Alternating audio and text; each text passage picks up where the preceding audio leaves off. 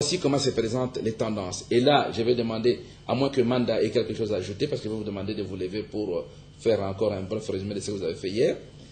Alors, globalement, le président Kabila vient en tête dans le Katanga, le Maniema, le 2 Kivu, la province orientale et le Bandundu. Tandis que Étienne Tshisekedi gagne le 2 Kasaï, il gagne l'Équateur, il gagne Kinshasa et il gagne le Bas-Congo. Voilà comment se présente la cartographie aujourd'hui de l'élection présidentielle et la tendance pour cumuler les différentes tendances que nous recevons, c'est le candidat Kabila qui dévance Étienne Tshisekedi. Je peux ajouter juste un petit détail. Je vous en prie. Dans cette présentation. Il est évident que la répartition telle que vous venez de la faire par rapport au suffrage exprimé en faveur de l'une ou l'autre candidat est exacte, mais il faut noter, quand vous regardez de près ces chiffres, que là où Joseph Kabila gagne, notamment dans ses bastions, on voit très bien que l'écart est immense. Il y a un grand écart entre les chiffres réalisés par les candidats numéro 3, Joseph Kabila Kabange, et les candidats numéro 11, Étienne Tshisekedi. Alors que l'écart, lorsqu'on regarde par exemple les chiffres de Kinshasa, on sent que ces écarts-là n'ont pas la même ampleur, la même amplitude que lorsqu'on les considère, notamment dans les 6 provinces que vous venez d'évoquer. Ça aussi, c'est une donnée essentielle. Ok, merci. Rapidement, sur cette cartographie générale, Yves Kisombe. Vous avez tout dit, Frédéric Itengue. De toute évidence, les Congolais et la communauté internationale ont une idée de l'issue de cette élection, puisque Joseph Kabila est en tête dans 6 provinces, et que parmi ces 6 provinces, vous avez les plus grosses provinces électorales. Et dans les autres provinces, il améliore sensiblement son score, de sorte qu'on peut considérer qu'il ne peut pas y avoir moins d'1 million de voix d'écart au finish, mais ça, on attendra la CENI pour le dire. Bien, alors, Manda Massumboko, vous avez la parole, oui. Je vais donner les tendances, hein, puisque oui. Comme j'ai bien compris, nous n'avons pas qualité à donner les chiffres réels. Non. Mais je vais amener les gens à voir un peu. Ils peuvent avoir, pas les chiffres, mais l'écart entre 2 personnes. Donc, on peut approximativement calculer quel sera l'écart entre le numéro 3 et le numéro 11. D'accord. Pour le faire, il suffit de regarder ceci, n'est-ce pas?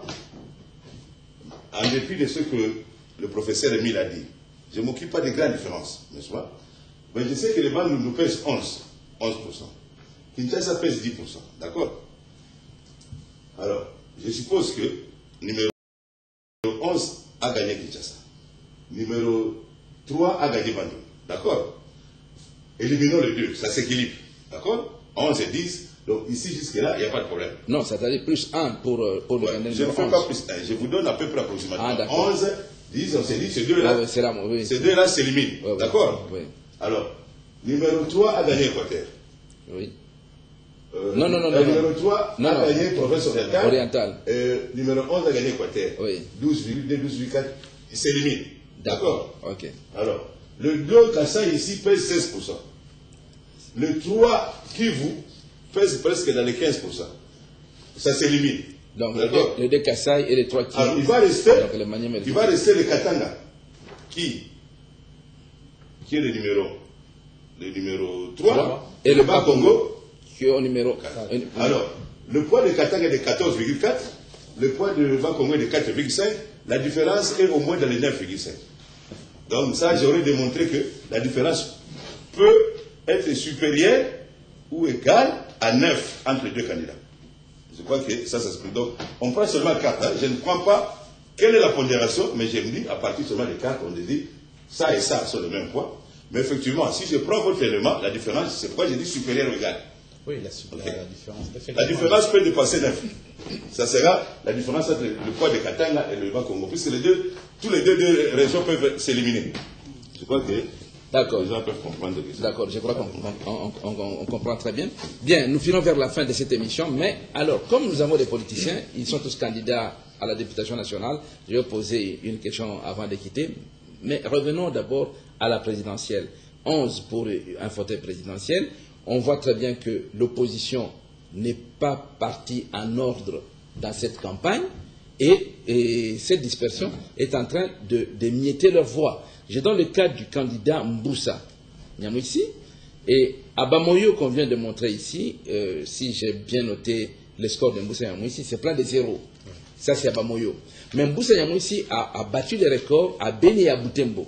Il arrive largement en tête. Il a presque, à Beni, il a plus de 60 000 voix en tête, suivi du candidat numéro 3 avec 20 000 voix. Tandis qu'à Butembo, il a presque 50 000 voix, suivi de près de 25 000 par... le candidat numéro 3.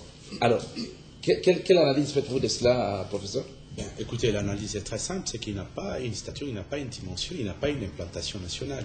Nécessairement, il a un potentiel électoral, mais qui est localisé dans une province, dans son coin, qui se trouve également être sa circonscription pratiquement naturelle. Donc, de ce point de vue-là, il aurait été un très bon candidat aux législatives, à l'élection à la députation nationale. Il n'aurait jamais eu de concurrents, notamment. Donc, ça, c'est un fait. Donc, il reste du court travail, puisque Butembo, Beni, tout cela, c'est... on est dans quoi tout cela, on est dans une circonscription du Nord Kivu, oui. Dans une entité du Nord Kivu. Alors qu'il reste encore Massissi, où les candidats numéro 3 a gagné. Il reste Ochu. Non, prenons seulement les voix du candidat Mboussa. Mais ces voix de Ben et de Butembo, ce sont des voix jetées à la poubelle.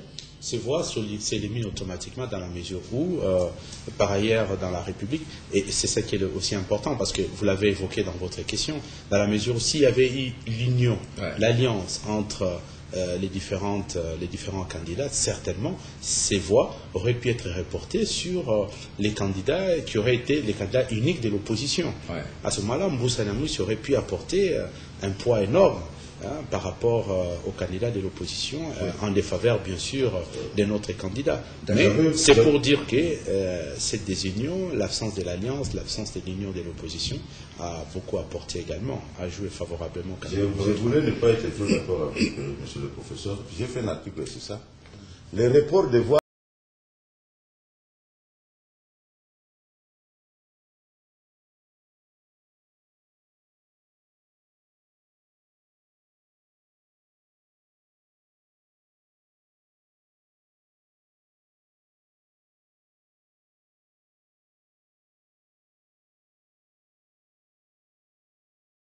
politique au niveau de Kinshasa, il faut dire quand même que Kinshasa a été très longtemps, depuis plus de 20 ans aujourd'hui, a été quand même le bastion de l'opposition.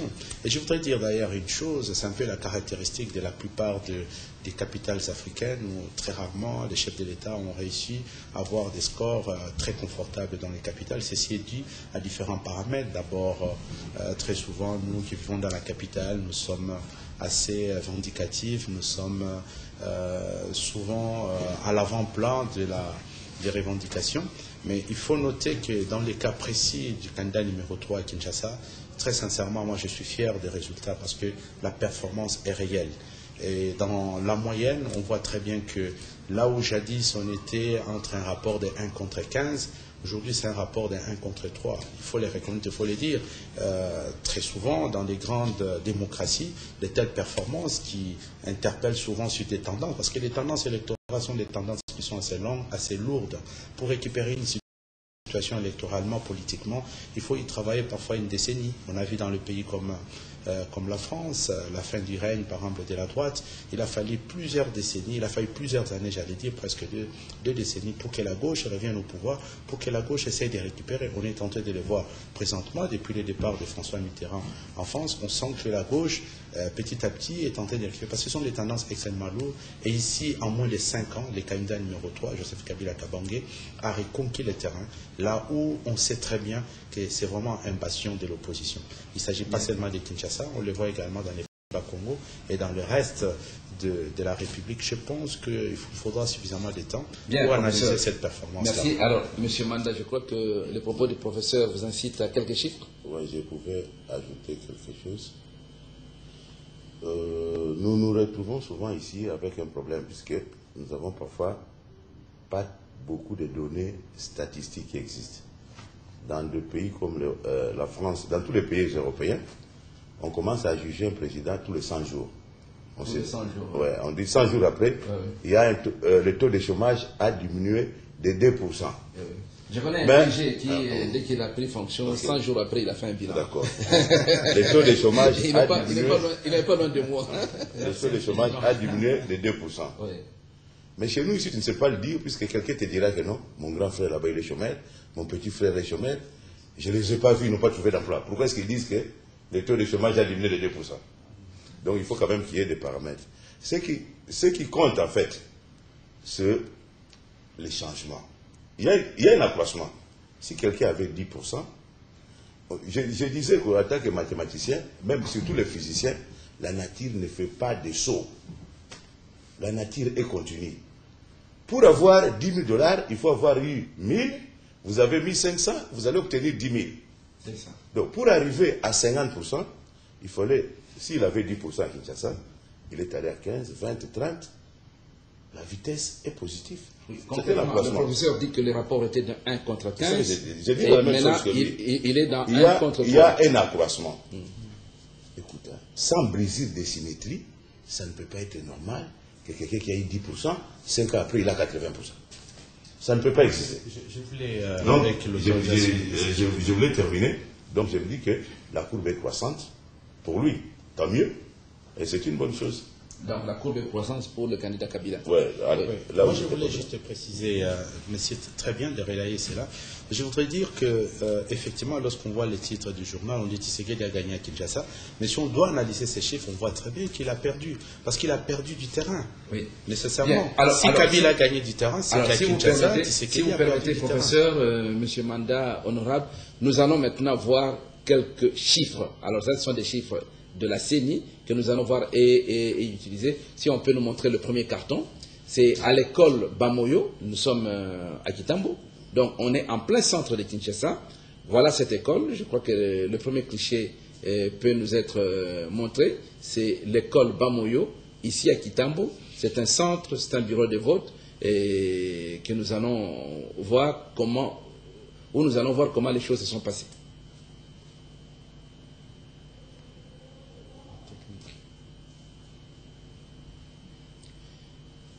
Oui, je crois que l'émission est tellement intéressante que même les techniciens sont en train de suivre au lieu de se mettre sur leur machine.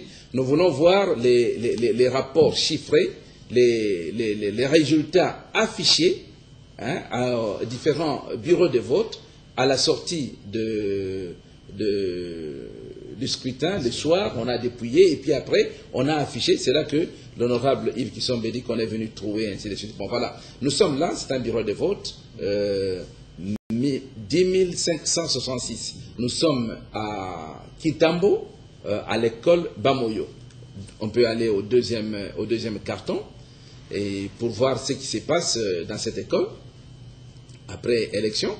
Voilà, là, en tout cas, franchement, je ne vois pas très bien loin. On a affiché les résultats de 11 candidats. Alors, si on peut nous tirer ces résultats de 11 candidats pour un bureau dans ce centre-là, voilà. Alors, le candidat numéro, puisqu'il ne faut pas aller par 4 chemins, maintenant, la finale se joue entre Joseph Kabila et Etienne Tshisekedi. Bien. Bon, ok. Il n'y a que 2. La finale se joue entre eux. Là, dans ce bureau, regardez très bien, ça, c'est la CENI. Qu'on ne dise pas que Digital a donné des chiffres, ainsi de suite. C'est la CENI qui a affiché. Joseph Kabila a 101 voix, pardon. Et nous allons descendre parce que le 1 à 0, le 2 Anambombo n'a que 2 voix. Bon, le 4, je ne vois pas très bien son nom, il a 0. Vital Kamera a 13. King Wadondo a 2. On descend, il y a une Curiel, donc une longue suite de 0-0. Et Etienne Tshisekedi a 117 voix. Donc maintenant nous comparons 117 voix pour Etienne Tshisekedi et combien pour Joseph Kabila? 101 voix. Donc 117 contre 101. Donc l'écart, là, dans ce bureau, n'est pas très important, mais c'est 1,7%. L'écart est de 1,7%. 1,7%. Voilà. Voilà, la rapidité. Et je signale qu'il n'a pas de calculatrice avec lui. Il n'a pas de calculatrice. 117 moins 100 sur 100. Ah, 117 moins 101 sur 100. Donc ça fait 17%. Très bien. On aurait pu faire 100 ici sur 100 en levant 1. Non, ça fait 100 ici sur 100, ça fait 1,6%. Ok. Alors, si c'était en France, on aurait une émission qui s'appellerait des lettres et des chiffres. Des lettres. Bien, d'accord. Alors, voilà. Ça, c'est le premier bureau. Je voudrais qu'on en prenne 3 et qu'on s'arrête. Bon, prenons maintenant un deuxième bureau. On est toujours dans la même école Bamoyo. Hein? Bon, deuxième bureau maintenant. Joseph Kabila, il a 142. Ça, je vois. Ça ne sert à rien d'être remonté. Il a 142. Il a 142, Joseph Kabila. Et Kamer a 27. Mais il n'est pas en finale. En finale, c'est Etienne Tshisekedi en bas. Etienne Tshisekedi a combien là? Il a 119. Oui, je crois que c'est 119. 119. Bon, alors, 119 contre combien au début? 119 contre 142. C'est dans la même école. Donc là, dans cette école, dans ce bureau-ci, c'est Kabila qui bat Tshisekedi. Alors, Manda, vous avez calculé l'écart? Bon, ouais, mais ça fait 26-70, hein? C'est un peu supérieur à ce qui était avant. Ah, c'est supérieur à ce qui était avant. Ouais, mais le cas est plus important que celui d'avant. Bon, vous voyez par exemple, là c'est dans une école, parce qu'on a l'impression de dire que non, rien n'a été rose pour l'un ou l'autre, mais nous voyons comment. Est-ce que nous pouvons aller au troisième bureau? Allons, je crois qu'il y a encore un troisième bureau de vote. Oui, voilà, il y a un troisième bureau, toujours dans la même école. Hein. On n'est pas parti loin, on est parti dans une même école, Bamoyo, où maintenant, dans ce bureau, Joseph Kabila a 153 voix. 153 voix. Nous sommes à Kinshasa, hein? 153 voix, contre combien à M. Tshisekedi? Contre 161. Là, c'est Tshisekedi qui bat Joseph Kabila. Mais bref, vous voyez que, effectivement, nous venons de prendre 3 bureaux. On peut s'arrêter pour faire le point. On n'a pas invité les politiciens juste pour leur montrer des chiffres. On les a invités pour qu'ils parlent, parce que la politique est une fonction parlante. Ils sont payés pour ça. Alors, premier constat, vous voyez comment ils sont à coude, avec un léger avantage à Etienne Tshisekedi.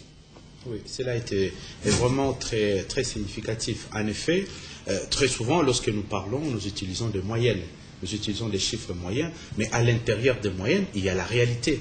La réalité est que ce n'est pas dans les seuls bureaux où le candidat numéro 3, Joseph Kabila Kabange, prend le pas sur le candidat numéro 11, Etienne Tshisekedi. Il y a plusieurs bureaux, mais lorsque nous parlons en moyenne, pour prendre un peu les tendances, la tendance globale, c'est là où on retrouve ce type de rapports. Donc ceci est également très symptomatique de la performance réalisée par le candidat numéro 3, Joseph Kabila Kabange, ici notamment dans la ville de Kinshasa, parce que c'était des cas qui étaient quand même assez rares en 2006. Or, aujourd'hui, c'est une réalité.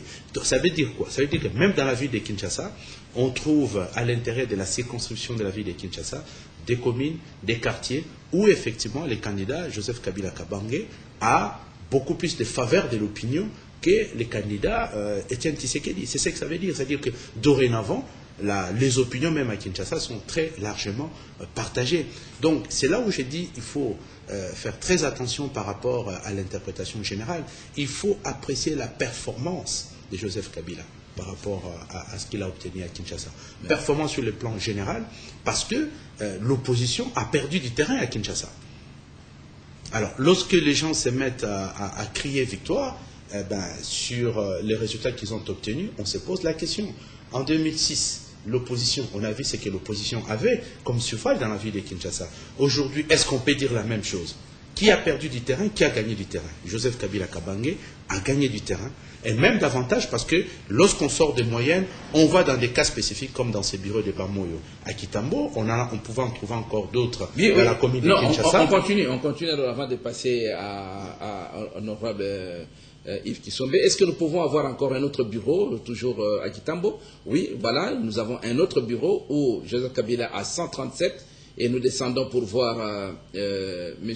Etienne Tshisekedi, 137 pour Joseph Kabila et 105 pour Etienne Tshisekedi. Donc, dans ce bureau, on est toujours dans la même école. Dans ce bureau ici, voilà, là, c'est Joseph Kabila qui gagne. On était à 3 bureaux, 2 pour Tshisekedi, 1 pour Joseph Kabila. Maintenant, nous sommes à 4 bureaux, ils sont coude à coude. 2 à 2, coude à coude. Nous passons au 5e bureau, je crois qu'on peut... Oui, le 5e bureau est là. Là, le nombre monte, c'est 210 pour Joseph Kabila. Et combien pour Etienne Tshisekedi? 210 pour Joseph Kabila. 189 pour Etienne Tshisekedi. Donc, maintenant, c'est Joseph Kabila qui prend l'avance Et je dis très très bien, je précise, et je crois que nos amis du CESAC qui ont déjà appuyé sur le bouton d'enregistrement de cette émission, la CENI qui enregistre cette émission, les opposants qui sont scotchés sur Digital Congo parce que Kitenge est en train de parler, vont me donner raison. Là, nous donnons la source, non seulement la source, je vous la montre, ce sont les résultats sortis du bureau de vote et affichés là où nous sommes allés filmer. Là, nous sommes à 5 et nous continuons. Donc, sur 5, il y a 3 pour Kabila et 2 pour Etienne Tshisekedi. Nous prenons un autre bureau de vote, 129 pour Joseph Kabila Kabange et 81 pour Etienne Tshisekedi. Donc là, c'est Joseph Kabila qui prend l'avance. Là, il est pratiquement lâché dans cette école. Est-ce qu'il y a encore... oui, voilà, c'est ça, la vue générale de l'école. C'est la fin des cartons. C'est la vue générale de l'école. C'est dans cette école-là qu'on est allé prendre ces statistiques-là. Là, ce ne sont pas des tendances. Ce sont les résultats qui ont été affichés à la sortie de cette école-là. Alors, oui. C'est que les chiffres ici démontrent, ça démontre qu'il existe des coins de Kinshasa où le candidat numéro 3 a gagné. J'insiste, je suis mathématicien statisticien. L'échantillon que vous avez mis là, ce n'est pas un échantillon aléatoire. Oui. Hein, vous avez pris dans un bureau. Donc ça démontre seulement pour prouver aux gens qui disent que partout, Tshisekedi a gagné. Ça démontre que non, ce n'est pas vrai. Il existe des coins où Kabila a gagné. D'accord? Tu vois que là, hein, on doit être... Hein, on le dit clairement.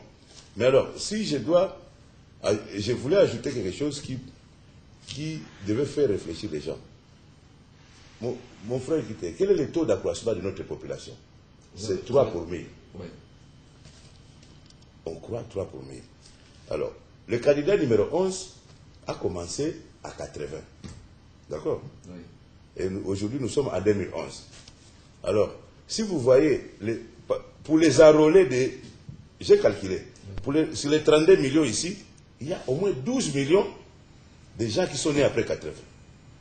C'est ça que les éléments, parfois, je donne des avis dans tout les avis pour que l'opposition n'arrive pas à le faire. Sur les 32 millions ici, il y a au moins 12 millions. Qui sont nés après 80.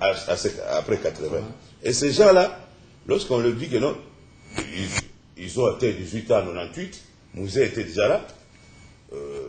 Lorsqu'on dit que non, on aime ce monsieur-là, puisqu'il a dit non à un chef de l'État, ça ne leur dit rien.